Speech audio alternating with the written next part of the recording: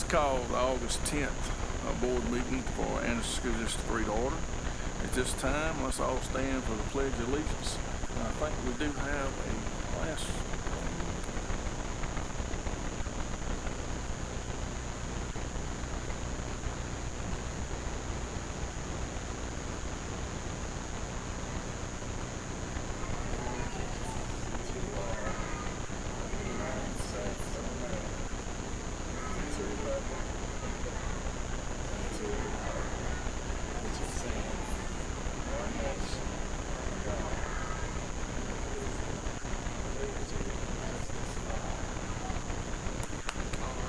They always have fun doing that.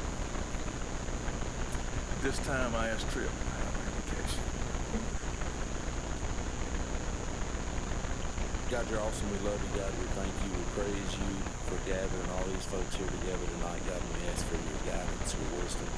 Help us as a board, as a staff, as a community to apply all this the way you see fit, God. We ask for you here in Jesus' name. Amen. Amen. Thank you, Tripp. All right, this time we need approval for the agenda. If there's any additions or corrections, anything, we good. I'll ask for approval. All in favor? 5. Hope everyone had the opportunity to look over the board minutes. It's been a while since we had a meeting, so I think these minutes were from actually June. Do we have any corrections or what we need to do?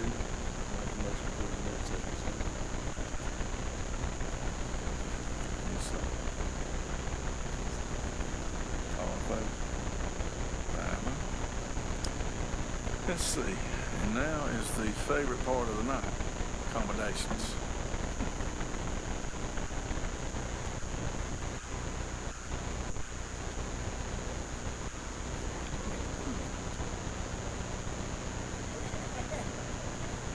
All right, it's always our pleasure to commend outstanding students and staff members. And so we always start with our students first.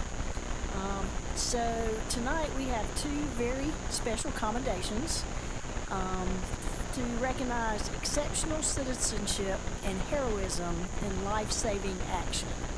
And I think it's fitting that tonight in Dr. Nixon's report, he's going to talk about Save the Bleed training. And I think these 2 guys could have helped us teach that. But because of their quick action and attentiveness, we can have Mr. Hatcher, Mr. Kyle Hatcher with us tonight. And so I just want to take time to recognize them. So I'll ask Paxton Hatcher to come up.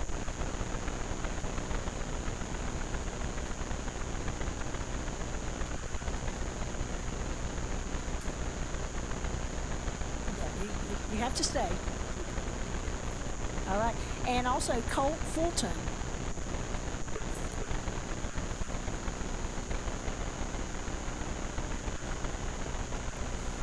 And again, just want to say how proud of you we are, and just recognize that you acted brave in a very tough situation. And so we're proud of you, and those skills will just take you far into the future. So with that, we're going to come over and pose for a picture, and after this one, I'm going to ask Kyle to come up too.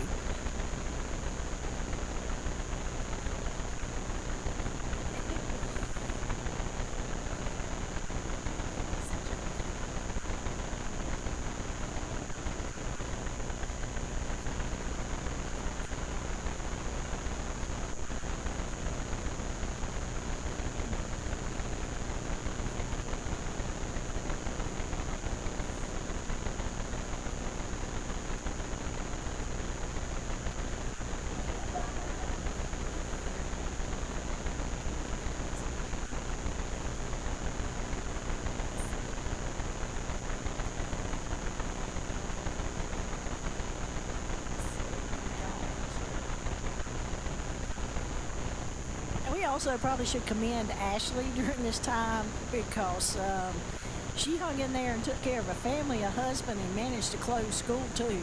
So that's no small feat. And Carrie, his sister, who was at who is at AIT. So very, very proud of you all, and probably should have invited Carrie tonight too. Okay, we also want to recognize one of our amazing bus drivers. Christine Burdette is an amazing bus driver who truly goes above and beyond every day. She consistently keeps her bus exceptionally clean, is always dependable and on time, and is always willing to help wherever she is needed. Most importantly, she genuinely cares about her students and their safety and well-being. She treats them with kindness, patience, and respect, and makes sure they feel safe and cared for while riding her bus. Her dedication, dependability, positive attitude, and commitment to our students are just a few of the reasons she has been selected as our bus driver of the month. We're so thankful to have her as a part of our transportation family. She is truly an amazing bus driver, and we appreciate everything you do. Christine Burdette.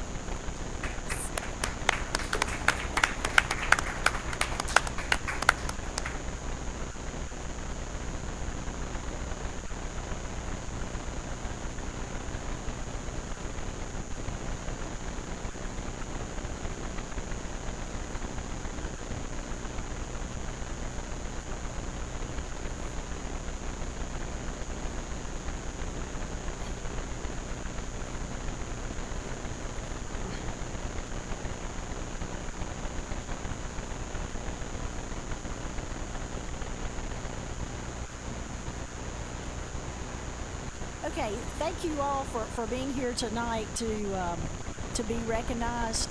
This is the time in the meeting when I say to those of you who came just for the accommodations, you're welcome to stay for the whole meeting, but if you would like to leave at this time, you're welcome to do that too.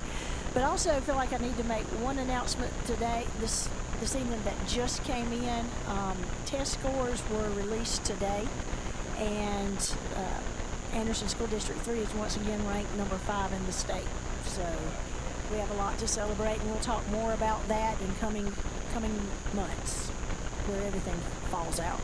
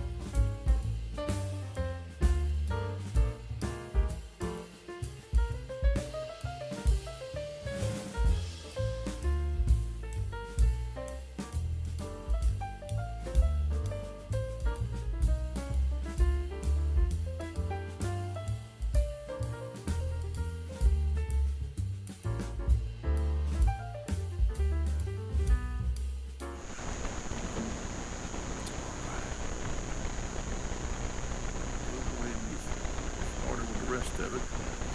We do not have any citizen comments tonight, so at this time, Mr. Matthew Moore, if you will bring our finance. So I'll start us off by looking at the first month of the year in FY 26-27. Our revenues exceed our expenditures by $314,962. Of course, it's very early in the year, so not a ton to glean from this information. But we're about where we expect to be and where we've been historically one month into the year. Did have just a couple of items that made it look like some discrepancies. So our purchase services from a percentage of budget standpoint appears to be a little inflated, but that's solely due to a reclassification of expense that we incur every year for our Play Safe athletic trainers. In years past, we recorded that in our other objects category. Just felt like the purchase services is a more appropriate classification for that expense. So making it apples to apples, had we recorded like we've done in years past, that purchase services 9.55. So we're right where we expect to be. Other objects would have been right at 50%. So same deal on the supplies is a little bit higher percentage at 1 month into the year. That's solely due to a timing issue of utility payments got paid on July 30th. We got paid in August last year. So small timing differences that lead us to be at a little bit lower number. You see through July 31st column there, a little bit lower, but that timing difference being a driving factor for us to be a little bit lower. So no real cause of concern 1 month in. I do want to point out local property tax revenues, they're still coming in. However, they are currently getting accrued to FY 25-26. So that's why we don't have any property tax revenue in this report. So we always accrue up through August 15th. So we have one more property tax allocation that will get accrued back to the prior year before we start seeing some current year collections. Just to get ahead of it, August 16th through 31st, we receive 15 days. That money doesn't get to us till September. So starting our September financial report, we'll start seeing some current property tax revenues.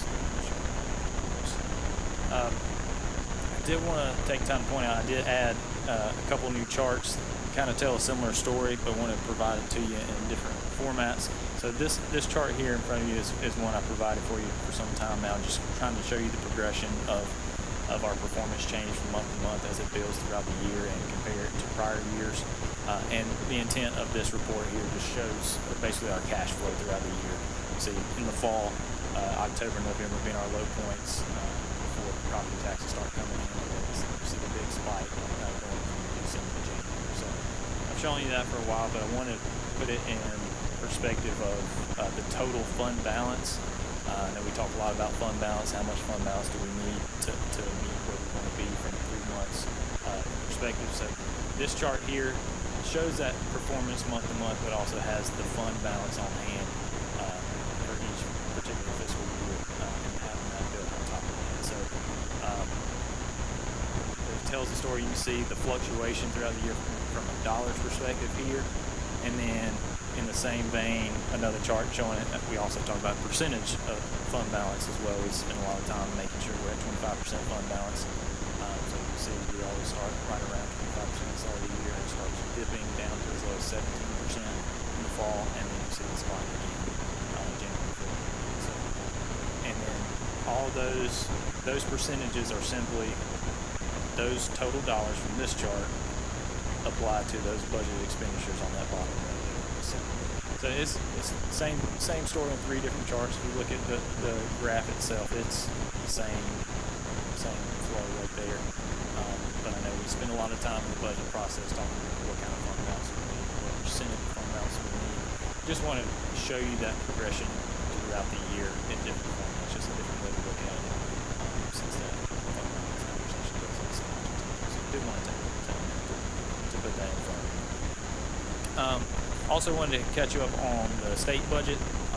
So as you probably know, the state is currently operating under a continuing resolution. But in mid-July, the conference committee did agree to a compromise budget, one that was sent to the House and the Senate. And they're actually going to meet to debate that budget tomorrow. So hopefully to have a formalized budget from the state soon. In that conference committee's budget, all the K-12 education line items remain unchanged and been agreed upon for the teacher pay, school safety grants, reading camp, additional funds there, and the strategic compensation grant that's been there for a couple of years, that remains in there. There was a difference in the amounts between the House and the Senate side for the rural capital funding. It was 50 million and 75 million. It actually landed on the 75 million, so we hope to take advantage of that with the projects we have going on here in that district. Of course, the holdup in the budget has been the earmarks that we put in on the House side and the increase to the homestead exemption on the Senate side. So the compromise ended up being on the earmarks piece. They weren't approved as presented in the House budget, but there was a pot of money essentially approved. Committee is going to be assigned to evaluate projects to be funded with that pot of money. That exact dollar amount has not been put out yet, but that's how they're approaching this year. And then the homestead tax exemption is currently a $50,000 exemption. That was increased to $75,000 exemption. compliance with any of the residency requirements that we discussed. It was just a simple So that was kind of how it settled out on the negotiation side for the conference committee. Hopefully we'll have some approvals in the House and Senate.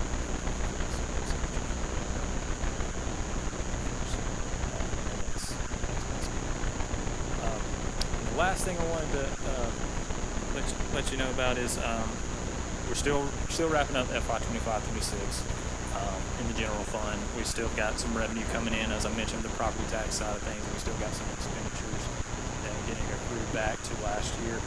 So we're not fully wrapped up, but as you recall, I got it on this chart here. Italics and the final change of fund balance I got in italics there, $326,087.50. That's what we need to add to the fund balance at the end of FY25-26 to meet our goal of 25% of our budgeted expenditure. So, as I told you at our meeting in June, I fully expected to meet that number. I still feel confident we're going to meet that number, and we will. I do expect to exceed it, but not by a significant amount. 100,000 or less would be what I would anticipate at this point in time, above the 326. So whenever we potentially come to with a building fund transfer request in the next month or so, I would expect it to be a significant number. But if I had to put a number on that, we're about less than $1,000 at this point in time. Of course, we'll have a more exact number for you in the coming months, especially.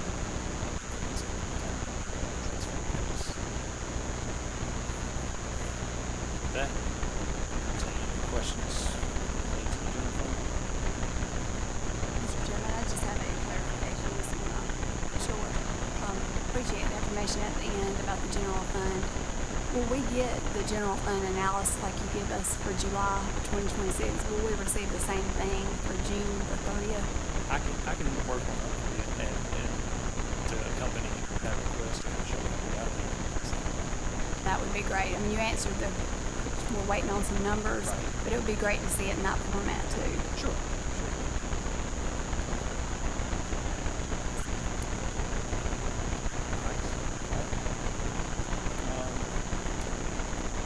Quick look at our sales tax collection. So we've had 2 sales tax collections since we've last met. In June, we received an allocation of $330,938.35, and in July, we received an allocation of $304,344.57. The June one was a very strong collection, the 4th largest we've collected to date. July's was about what we collected last year, but it was the 11th largest, so still very strong collections. And since we got that June collection, we were able to wrap up the full fiscal year's amount of FY25-26's total collections, and happy to see that we had a 6.12% growth from the prior year for our portion. Of course, that's tied to strong collections countywide, but also a slight uptick in our collection percentage as a portion of other Anderson districts. Did want to just to kind of quantify the impact of the sales tax. So for FY25-26, $735,999 directly to property tax relief. So in 1 year. The value of the mill used for FY25-26 debt service millage was $52,166. So just that minimum amount of 20% divided by that value of the mill is a 14.1 mil impact from the property tax. Local option sales tax. It's an impact on the property tax. So put that in perspective, on a $100,000 house, that's $56. $300,000, $169. But also, we contribute an additional $450,000 of our 80% portion on top of that. So once you factor that in, it's 22.7 mils, or $90 on a $100,000 home. So we talk about the impact of this and how it helps us on the property tax side of things. I wanted to just provide that illustration for you as we wrap up another strong fiscal year and the impact of property taxes that being sales tax has. We got 1 more year on that. How soon will we start?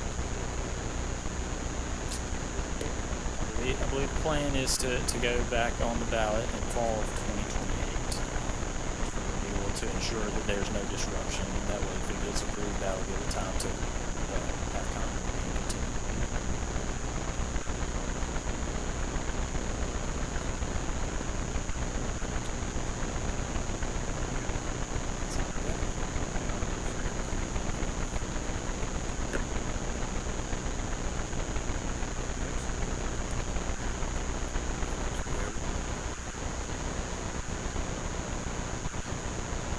First thing I want to bring your attention to is the council.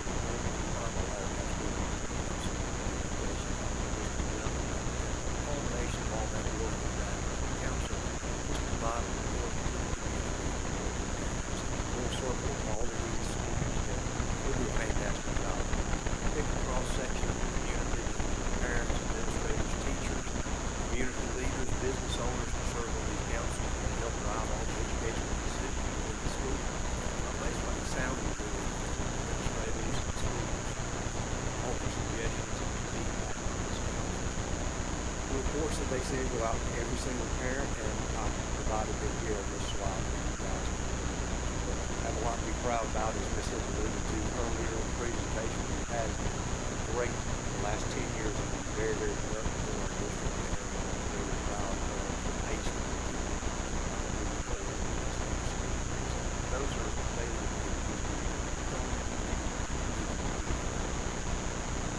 Anybody have any questions about the school improvement process or the school improvement accountability? We're going to touch base on some of the summer projects by school.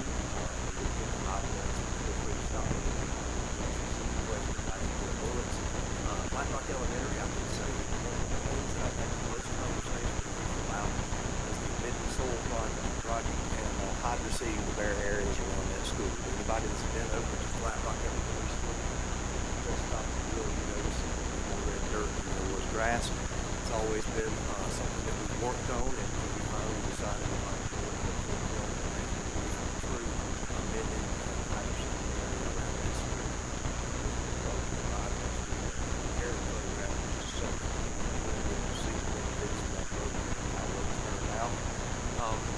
Out of elementary, sometimes the simplest thing is made. We've had gigantic breakdowns for that school that you didn't see something.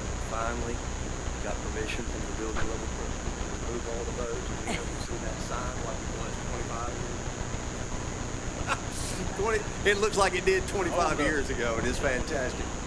That, in addition to their front office, has always had some issues with the aluminum line sets that were on that BRV system. So we entered into a contract with Hoffman to have those entire line sets replaced with copper line sets. So hopefully they'll have much more comfortable conditions in their front office. We've been battling that for several years.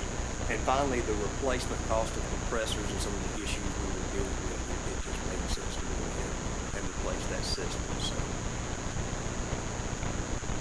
there's Flat Rock Elementary School. There's an arrow in front of that. This project. So still growing in the Bermuda grass that we planted still hasn't grown in organization, but it's going to help with erosion. I know we talked about the aesthetic improvements there, but you've also got to consider the some of the basic catching the tremendous amount of silt, red clay, runoff, all the areas there. We're going to have to remediate that, which is going to end up costing a lot of money down the road. So he'll do work. Star Elementary School, zoom in on special ed and preschool playground at the school in the district for quite some time. This attribute an excellent location, tucked in the building, very securely provided security fencing. It's going to bring a lot of enjoyment and a lot of recreational activities for kids from all down the front. Feel free. I know she's proud of it. She would love to give you a tour if you're ever over that way. We also had to do an emergency replacement on the chiller that feeds that main wing that's adjacent to the playground. So we started that process, put in a temporary chiller to get us through the last few weeks of school, and over the summer we piped as well.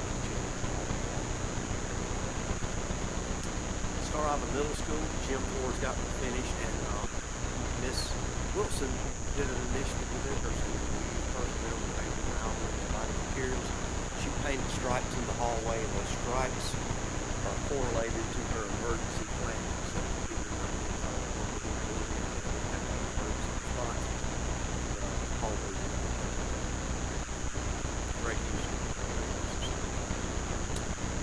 main hallway at Crescent High School, the door on that floor has water,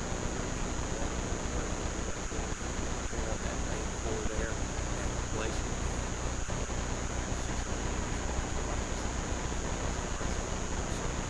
Pond irrigation is one that's been on our hit for quite some time. We save a tremendous amount of operations money by irrigating all of our athletic fields down the pond. We finally upgraded that pad, brought it out, and did a floating type pump so that it's going to be much easier to clean and maintain.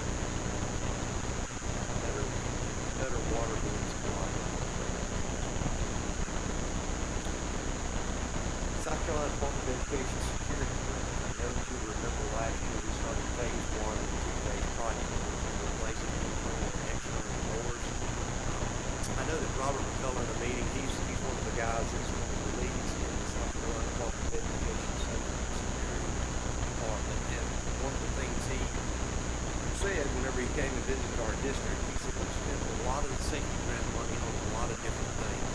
He said, I sometimes feel with this whenever we spend it on technology, cameras, and things like that, which are great pieces of the security plan. He said, but all of those things are phenomenal. You can reach a school with a brick. You can take a rock that you find out somewhere and take a hammer and gain access to a school. So he did commend us publicly in saying that one of the things that we've worked on really, really hard is the campus is getting more secure and the building is trying to create an environment that's as impenetrable as we can get. So doors and locks.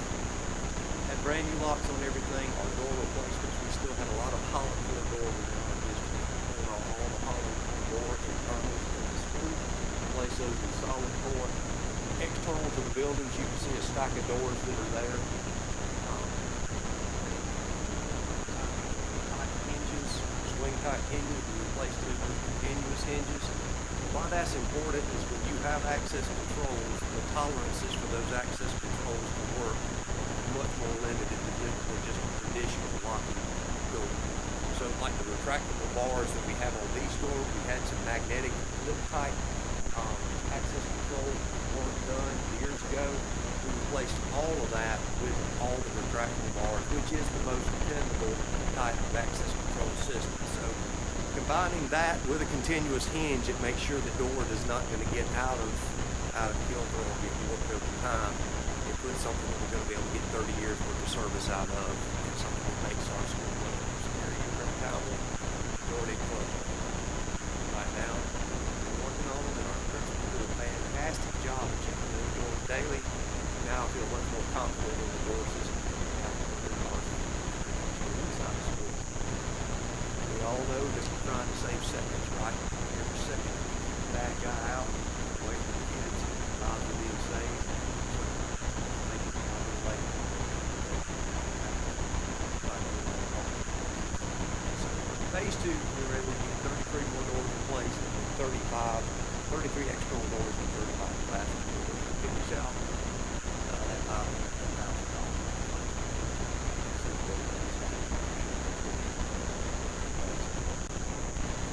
Questions? Will these doors work automatically, like they're fire, will they close? Doors that have to, in our district, have to be on like mag locks or whatever, so they're not on. They shut those doors and do it automatically. Those things cannot be addressed unless fire or somebody actually gets to the fire. You have to have a key. You have to have a key. Not 100% everywhere, so the older parts of our building where they had the key portion, you can still gain access to the vault when they don't latch all the way closed. They just close on themselves. There's only a couple of those. But as you know, like one of those tours every single year, every fire department has a key card. I have a question about that, man. Billy put some pictures on the board. You can see the shape of some of the doors.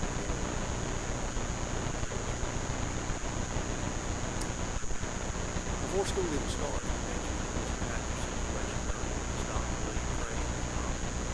Every person in our district is seeking on training, but going to add this to having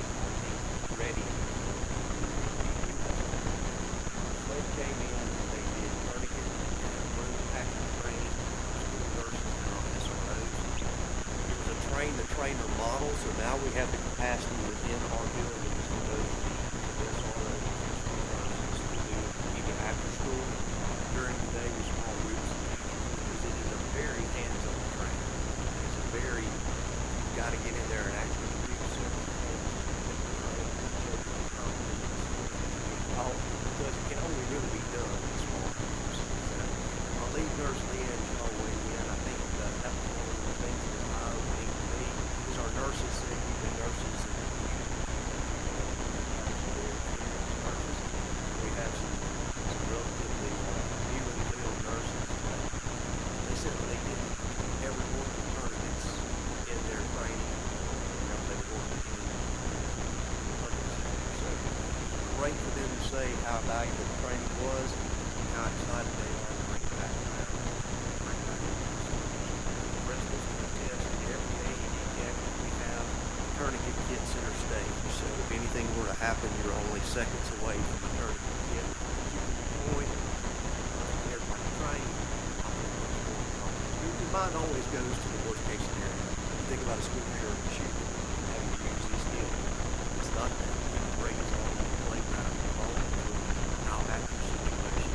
And in that conversation and in that training, that's what several of our nurses said. They said, we've got husbands and hired farmers.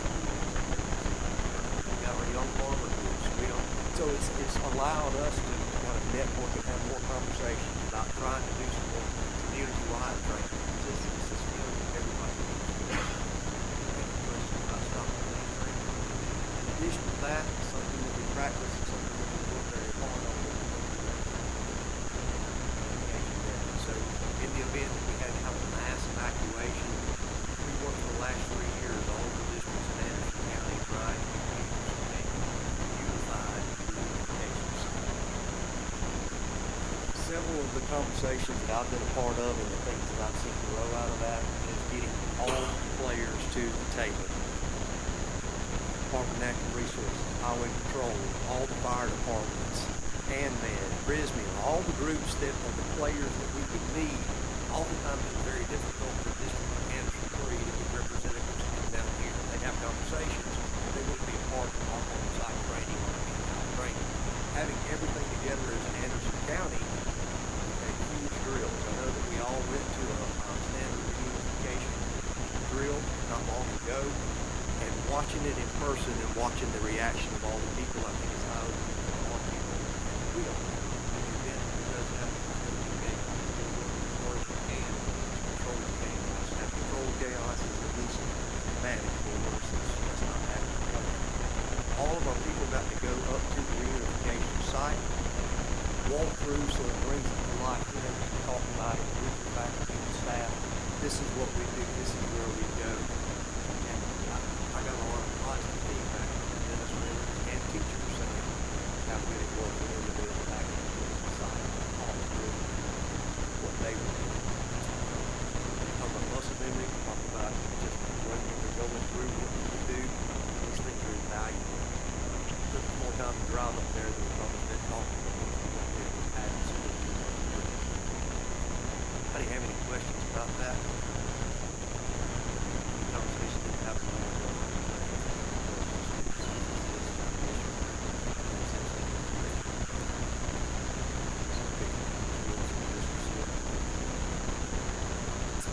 The latest iteration of the security grant, we received $500,000 in funding, and there again, back to that mindset that we want our campuses to be as secure and as possible. We took this out to bid. This was for impact resistant film and the film for all of our schools. Exterior windows, 2 levels of film, one on the outside and one on the inside. Outside film is being applied.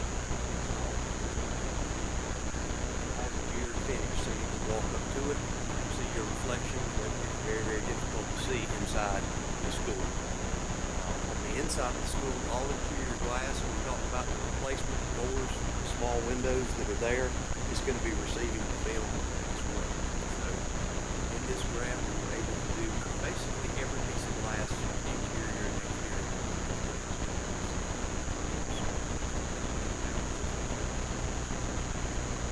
Questions, comments?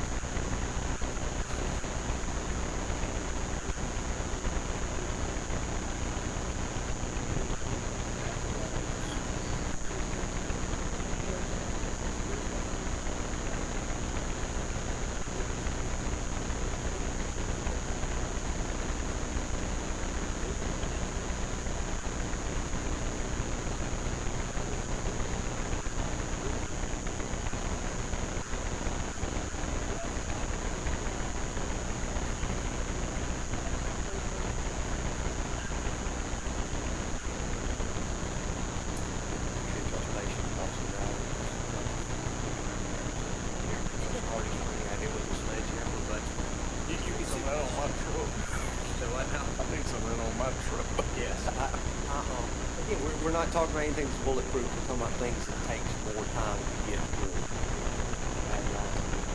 So Billy did a great job with this picture showing the beer finish.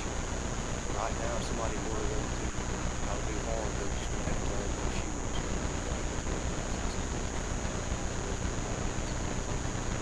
I have any questions about that?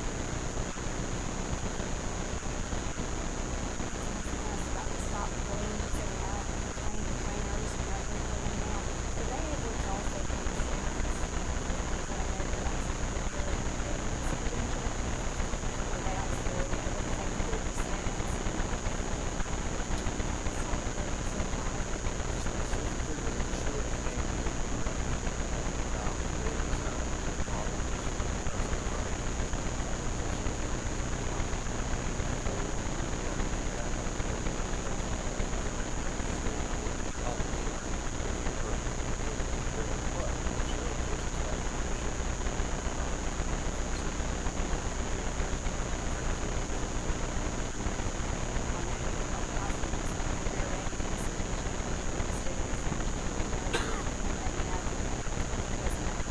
Agent North was our trainer, and I have some.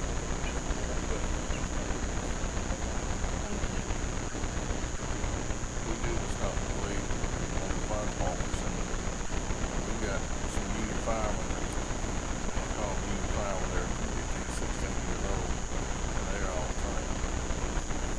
They won't be called certified for the 18, but But the only you reason, can't take the knowledge away from them. It can save a life. You know what I'm and saying? the only reason I'm hesitant, Mr. Water, because like I said, the trainer designed it specifically for the SROs and our school nurses, so they can absolutely get to train the trainer certification. So just have a so I would hate to put a they kid. just offered it to us through the local fire department, so we took advantage of it, even though we had. But if you have any community groups that are interested in training, we'll have in-house meetings.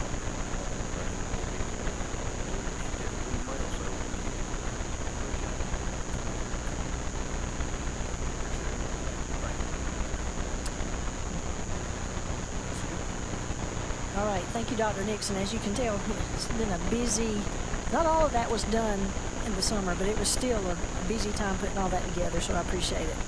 As you know, last year we started the conversation about our inter-district transfer policy, and we tabled it because the state was coming out with a model policy.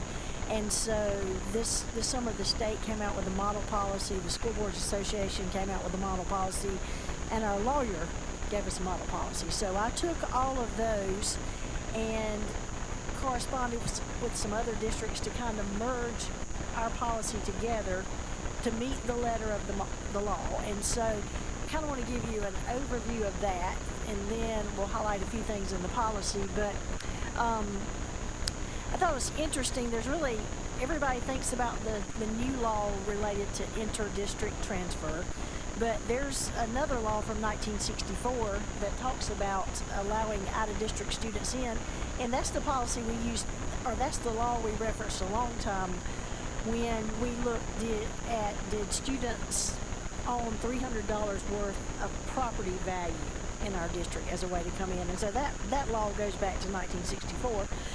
But the new law, of course, is Code 598165 that really talks about us having to do a process where we look at capacity, that we post capacity numbers, that we have a time for people to enroll. And so I put the process timeline at the bottom of this sheet just so that you would know how it would flow. All this is specified in the policy and the administrative rule. But at the November board meeting, what I'll bring to you all is our enrollment capacity and a recommendation of what tuition will be. Okay, by that November meeting, we will have been through the 45th day, which is October the 8th. And by October 31st, we're at the 60th day. So that is a good time to look at our enrollment to see how much space we have. Now, one thing that's specified in the law is that we do not have to add additional staff to offer space. So we'll look at enrollment in terms of our number of teachers, the class size ratios that the board wants us to keep, and then we'll utilize those numbers, and I'll come back to you and say, okay, in 3rd grade at Iva Elementary, we're at this percentage. In 4th grade at Flat Rock, we're at this percentage. And so, by my understanding, that's what we're expected to post is what percentage capacity that we have. If we're at 90% capacity, then that's considered a space where we would not take any applications for enrollment at that stage. And so the November meeting, I will bring a recommendation to you for that. And of course, I'll work with Matthew on the guidelines of what tuition should look like. It has been a while since we've charged tuition, and so, but we'll come with that number because you as a board would need to approve that amount. Okay? Then by law, we have to open the enrollment window at least by February 1st. And so in the progression I put together, which I think is common with most districts, by January 1st, we will post the capacity and the tuition and advertise that to everybody what that is. Now really my goal is before we go home for Christmas, we'll have that posted, okay?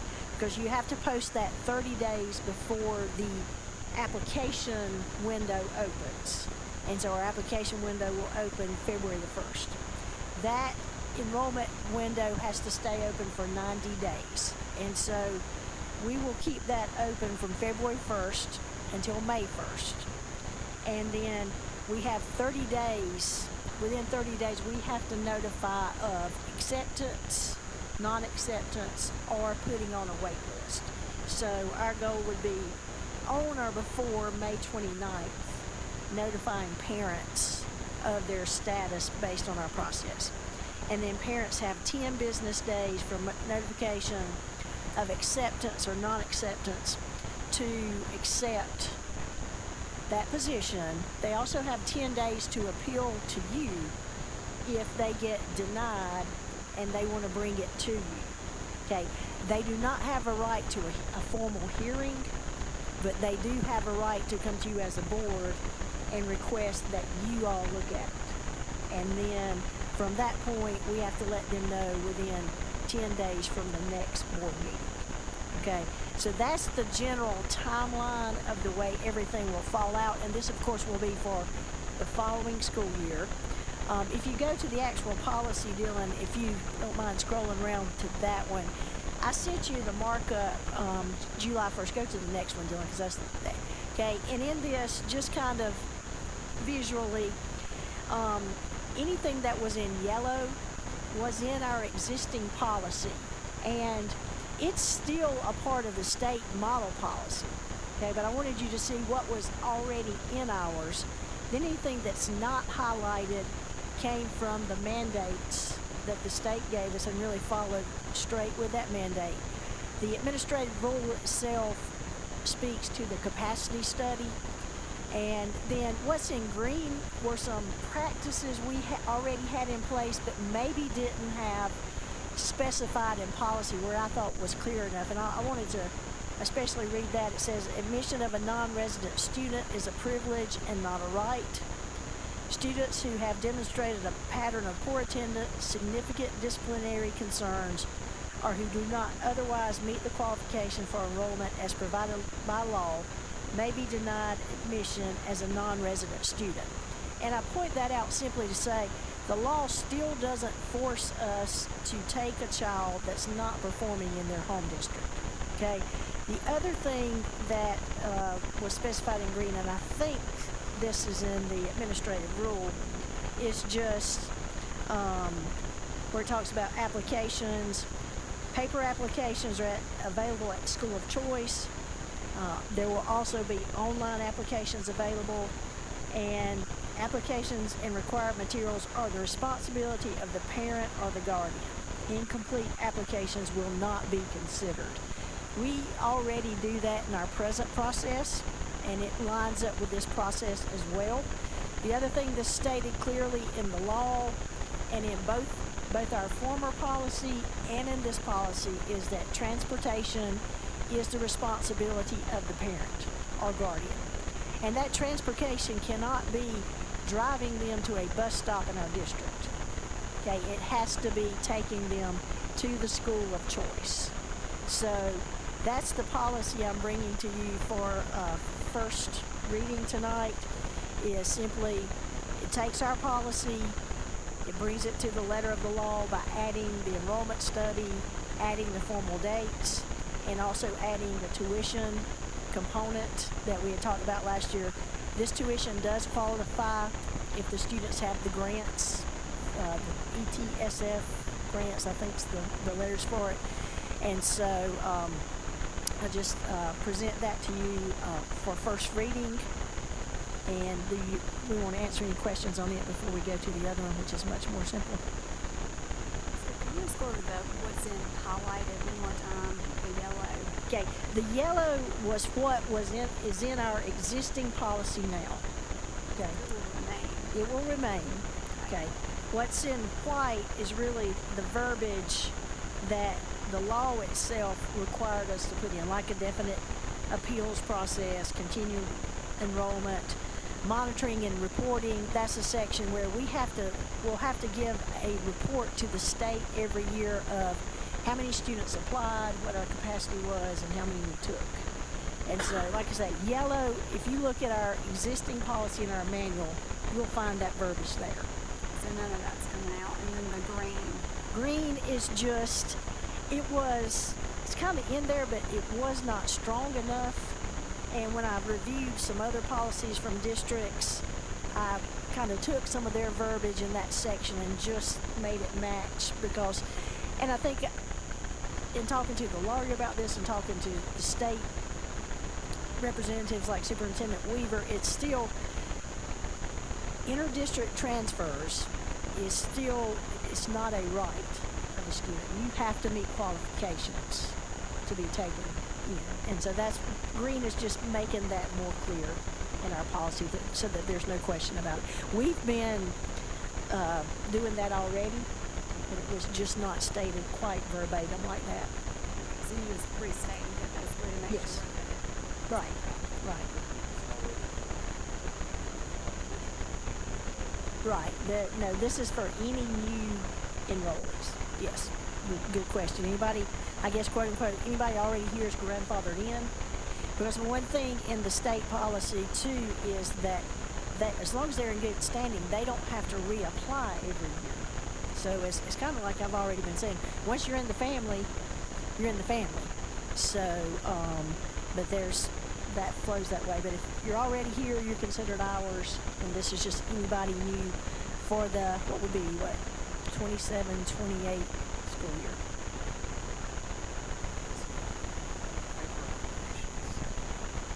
Not be available all the time, only get it every Yes, I mean, we've had a little bit more of a, well, I think what we would probably do, and I'll talk to the principals about this because they handle the paper applications at their level, is once we post the capacity amounts January 1st, I think parents could start picking up the paper applications. And we'd make the online application maybe active, or at least that's something would work out. But I think that's a great question because I think it needs to be consistent. This application is available at this time. Because once we receive applications, I foresee us to already start processing them too, but kind of a first come, first serve as long as we have space. kind of to go back to Mr. Holbrook's question. So once they're allowed to come from out of district, they're accepted, meet the approval process. If we start charging tuition, will they then have to pay, or will they be grandfathered in? Will they have to pay tuition? Now, the ones who are already here, they don't have to go through this process. Okay, so they wouldn't have to pay start paying tuition or anything? No, they would not have to start. No, they're in, and so this is just for anybody that from this point on. Just wanted to make sure. I knew they would have to be accepted again. Just wanted to make sure Right. they wouldn't have to pay tuition. No, they wouldn't. And of course, we will have circumstances potentially that if they of non-payment, what to do. we will, and we already do this with our present policy. If attendance, they're not getting here, then we have sent students already back to their home district, because that's probably the biggest reason we've had to send anybody back, is if they can't get here, then they need to go to the district where the bus will pick them up.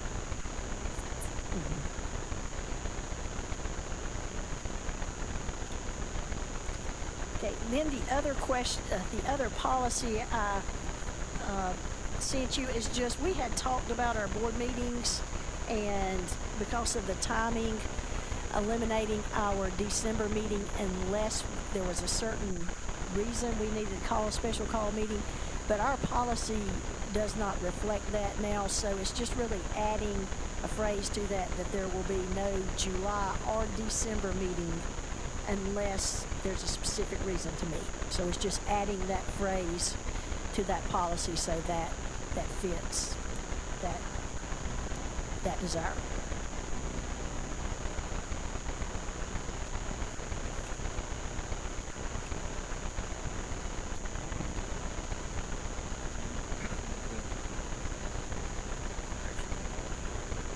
Yes, and I suggest that.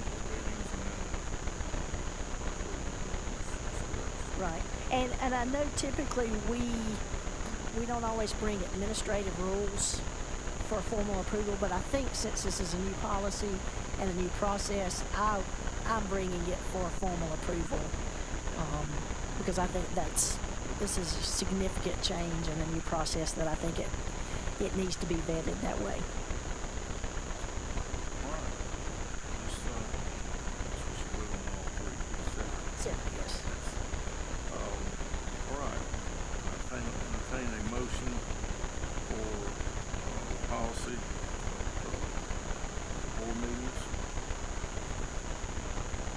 Updated policy.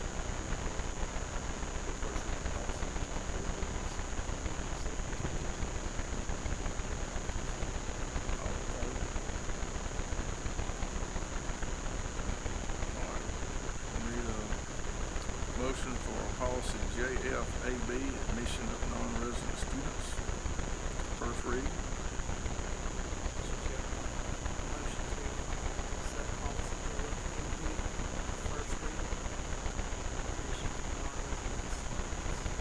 Have a motion made, second.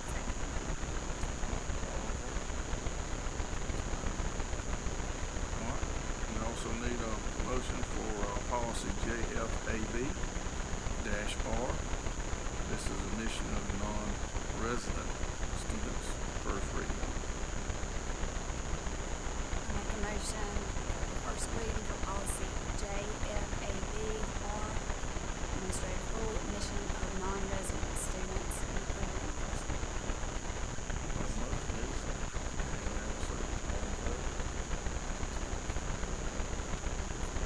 All right. The next thing is Crescent Middle School update. Yes, every month we will send you this PDF that they send us that shows progress and tells you upcoming information, and so that's on there. I will tell you, we had a construction meeting today, and they have a pour scheduled for 3 a.m. in the morning. So for part of the slab, Bring popcorn. and then there will be another pour on Friday morning at 3 a.m. So, and we'll see some ongoing pours like that. I think for traffic purposes, the big trucks coming in and the heat, because I asked that question myself. So,